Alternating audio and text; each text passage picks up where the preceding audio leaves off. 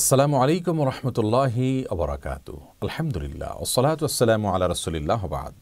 সুপ্রিয় দর্শক শ্রোতা ভাই বোন, আজ আমরা কথা বলতে চাই মা বোনদের হাই হিল তথা উঁচু জুতো পরিধান করার ব্যাপার ইসলাম শরিয়ার দৃষ্টিকোণ নিয়ে।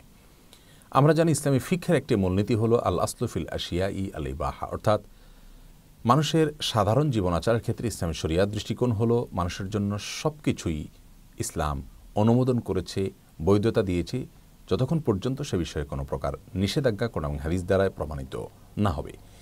এই মূলনীতির আলোকে আমরা বলতে পারি যে একজন মানুষ লেবাস, পোশাক তথা পরিচ্ছদ তথা জুতো এগুলো পরিধান করার ক্ষেত্রে ইসলাম তাকে সম্পূর্ণ স্বাধীনতা দিয়েছে। তিনি কী ধরনের পোশাক আশাক পরবেন না পরবেন সেটি একান্তই তার ব্যাপার।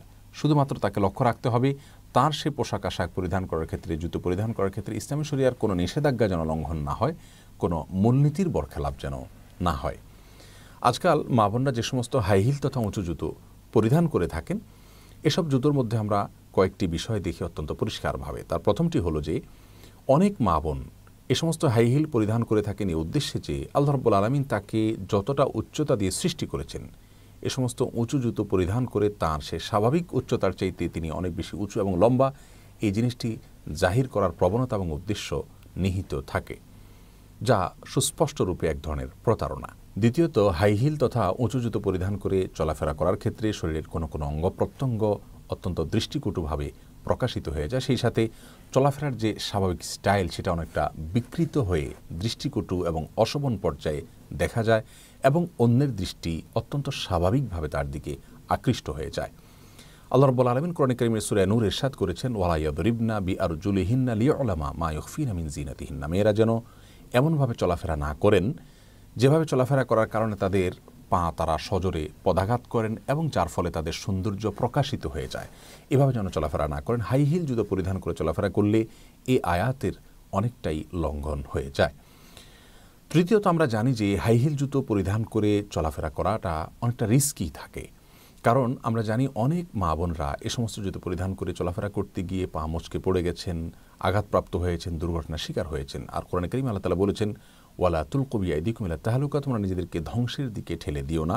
যে পোশাক পরে চলাফেরা করলে আপনি বিপদের মুখে পড়ার সমূহ সম্ভাবনা রয়েছে, সে পোশাক পরা আপনার জন্য ইসলামী শরিয়াত অনুমোদন করে না। আর অনেক মা বোন আছেন যারা এ ধরনের জুতো পরিধান করতে করতে অভ্যস্ত হয়ে গেছেন, এই পয়েন্টটি তাদের জন্য প্রযোজ্য হবে না, অর্থাৎ তাদের জন্য এই পয়েন্টের কারণে অন্তত এই জুতো পরিধান করা নিষিদ্ধ হবে না। তবে এ ধরনের উঁচু জুতো পরিধান করা স্বাস্থ্যের জন্য ক্ষতিকর। বিভিন্ন জাতীয় দৈনিকে অনেক বড় বড় চিকিৎসকগণ তাদের আর্টিকেলে তারা পরিষ্কারভাবে জানিয়েছেন যে এ ধরনের উঁচু জুতো পরিধান করা মানব স্বাস্থ্যের জন্য ক্ষতিকর। মা বোনরা এ ধরনের উঁচু জুতো নিয়মিত পরিধান করার ফলে তাদের পায়ের গোড়ালিতে, গিরাতে এবং বিভিন্ন অঙ্গ প্রত্যঙ্গে এমনকি মেরুদণ্ডে সমস্যা দেখা দিতে পারে এবং সমস্যা দেখা দিচ্ছে, যার কারণে এ ধরনের উঁচু জুতো পরিধান করা স্বাস্থ্যের জন্য ক্ষতিকর, এটুকু একেবারেই নিশ্চিত।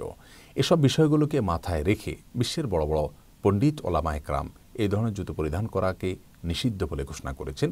সৌদি আরবের সাবেক সর্বোচ্চ নবপরিষদের অন্যতম সদস্য শেখ মোহাম্মদ সালেহ আল ওসাইমিন রাহিমাহুল্লাহ এবং সাবেক গ্র্যান্ড মুফতি শেখ আব্দুল আজিজ বিন আব্দুল্লাহ বিন বাজ রাহিমাহুল্লাহ, তারা উভয় তাদের ফতোয়াতে এটিকে নিষিদ্ধ বলে উল্লেখ করেছেন। বিন বাজ রাহিমাহুল্লাহ এটাকে মাকরুহ তথা অপছন্দনীয় পর্যায়ে নিষিদ্ধ বলে উল্লেখ করেছেন, অর্থাৎ এটি পড়লে সরাসরি কোনো হারাম করেছেন এমনটি বলা যাবে না, কিন্তু ইসলামী শরিয়ার দৃষ্টিকোণ থেকে এটি অপছন্দনীয় এবং না করাই একজন মুসলিমের জন্য উচিত হবে। আর যদি উদ্দেশ্যমূলকভাবে নিজের সৌন্দর্যকে প্রকাশ তিনি করতে চান, তাহলে সেক্ষেত্রে সেটি অবশ্যই হারাম হবে, নিষিদ্ধ হয়ে যাবে।